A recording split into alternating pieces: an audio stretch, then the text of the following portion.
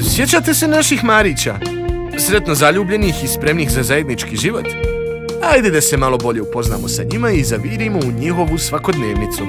Mama i tata Marić vrijedno grade svoje uspješne karijere i ne brinu o komplikacijama koje im se mogu desiti u životu.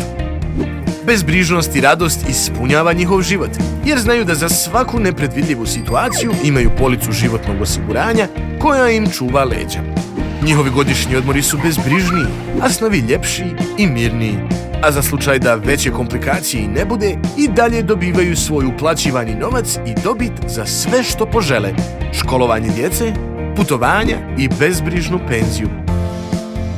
Police na Marićevim zidovima se pune uspomenama i suvenirima, jer imaju jednu bitniju, osiguranu policu životnog osiguranja.